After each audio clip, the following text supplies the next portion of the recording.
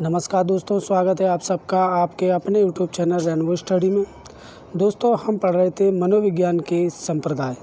तो मनोविज्ञान के जो संप्रदाय में हमने पहला पढ़ा था वो था संरचनावाद।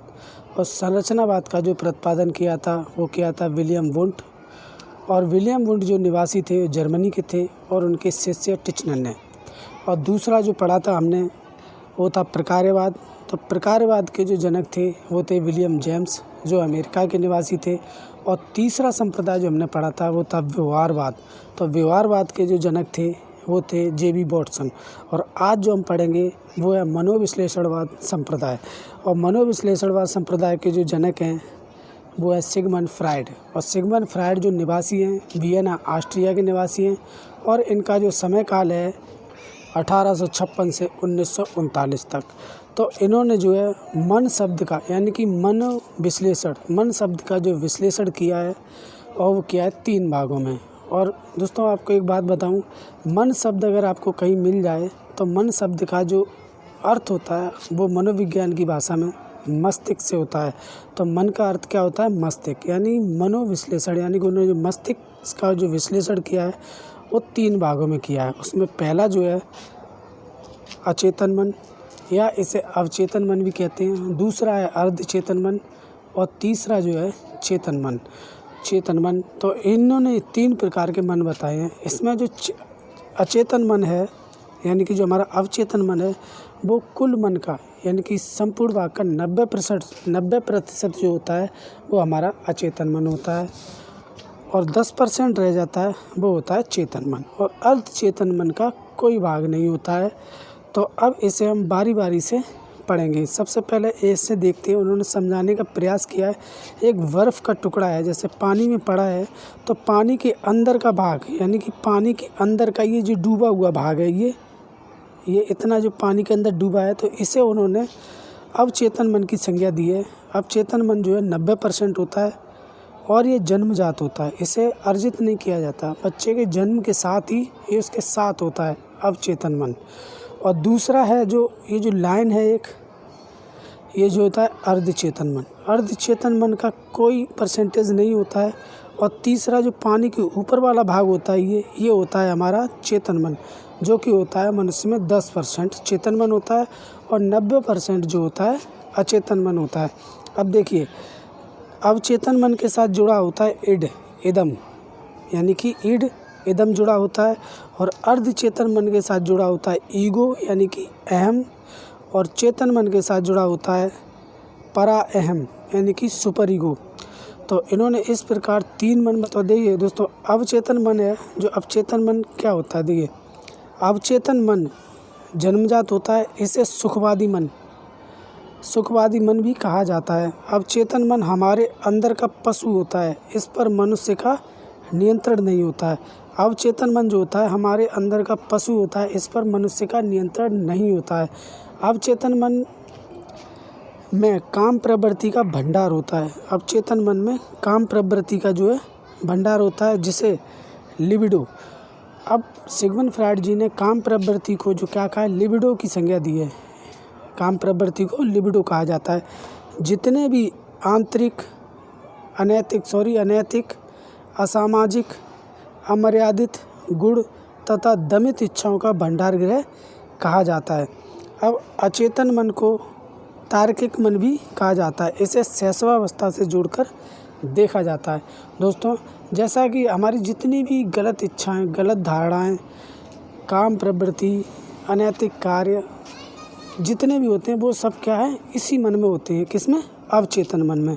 अब अवचेतन मन को जो शैशवावस्था के साथ जोड़कर देखा जाता है। अब देखिए, जैसे एक छोटा बालक है, वो जिस चीज़ की जिद कर जाए, हट कर जाए, तो वो उसे देना ही पड़ता है, वो फिर किसी की नहीं सुनता है।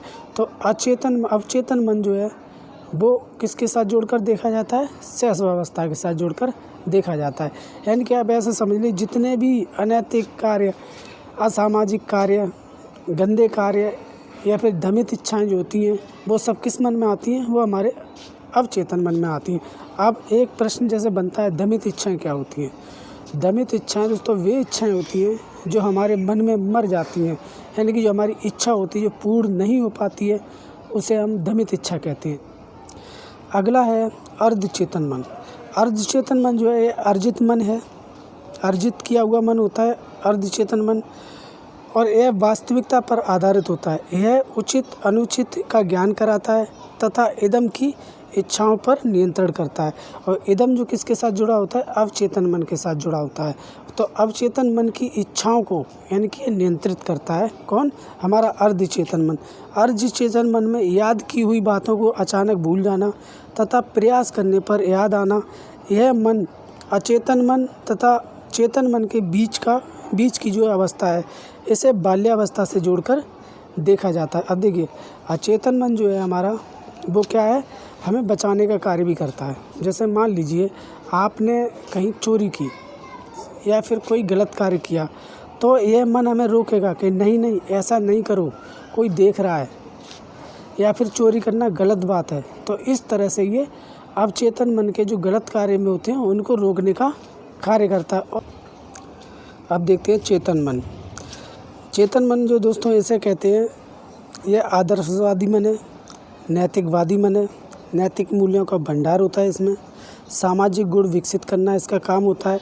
चेतन मन जो है कुल मन का 1/10 भाग होता है, यानी कि 10% होता है। और यह मन इदम तथा अहम पर नियंत्रण करता है, यानी कि चेतन मन जो है अर्धचेतन मन और अवचेतन मन के कार्यों पर नियंत्रण करता है। चेतन मन अध्यापक प्रवृत्ति को रुझान करने वाला मन है। इसे किशोरावस्था से जोड़कर देखा जा सकता है। बालक जब किशोरावस्था में पहुंचता है तो नैतिक अनैतिक और समाज में घुलने मिलने इस तरह के कार्यों को सीखता है। तो इस मन को, जो चेतन मन को, किसके साथ जोड़कर देखा जाता है, किशोरावस्था के साथ जोड़कर देखा जा सकता है। तो दोस्तों हमने मनोविश्लेषणवाद यानी मन का जो विश्लेषण किया है सिगमंड फ्रायड ने, उन्हें बड़े अच्छे से समझा। अब देखते हैं दोस्तों मन के आधार पर व्यक्तित्व के प्रकार। सिगमंड फ्रायड ने व्यक्तित्व के भी 3 प्रकार बताए हैं जो कि इन मन के साथ जुड़े हुए होते हैं। तो इसमें पहला जो है इड को इदम कहते हैं, और इदम जो है अचेतन मन के साथ जुड़ा रहता है। किस मन के साथ जुड़ा रहता है, इड जो है अचेतन मन के साथ जुड़ा रहता है। हमारे अचेतन मन जैसा रहेगा वैसा ही जो है हमारा इदम होगा, यानी कि जैसा हमारा अचेतन मन होगा वैसा ही हमारा इदम होगा, क्योंकि ये अचेतन मन के साथ जुड़ा रहता है। इसलिए इसमें इच्छाओं का भंडार होता है। छोटे छोटे बच्चों में इदम की जो है प्रधानता होती है, यह जन्मजात होता है। इदम जो है जन्मजात होता है और छोटे बच्चों में इसकी प्रधानता होती है। आपने देखा होगा कि छोटे छोटे बच्चे होते हैं, अगर किसी चीज़ को लेकर के जिद कर जाएं तो उसे लेकर के ही मानते हैं। दूसरा है ईगो, अहम। यह अर्धचेतन मन के साथ जुड़ा हुआ रहता है। यह व्यक्ति का घनिष्ठ मित्र होता है। यह व्यक्ति को उचित अनुचित का ज्ञान कराता है तथा व्यक्ति को बचाने का कार्य भी करता है। अब आप सोच रहे होंगे कि बचाने का कार्य कैसे करता है, अर्धचेतन मन के साथ जुड़ा रहता है एकदम। तो देखिए दोस्तों, अगर मान लीजिए कोई आदमी गलत कार्य करके आया है और वो उसे छुपाता है, तो कौन सा मन उसे ज्ञान दे रहा है, वो दे रहा है अर्धचेतन मन। अर्धचेतन मन व्यक्ति को गलत कार्य करने से रोकता भी है, अच्छे बुरे का ज्ञान भी कराता है कि नहीं इस तरह से हम करेंगे तो इस तरह से वो देख रहा है, या फिर वो हमारी शिकायत करेगा। इस तरह का जो विचार जो हमारे मन में आते हैं वो किससे आते हैं, अर्धचेतन मन से ही आते हैं। अब बात करते हैं दोस्तों सुपर ईगो यानी कि पराअहम की। तो पराअहम जो है यह चेतन मन के साथ जुड़ा रहता है।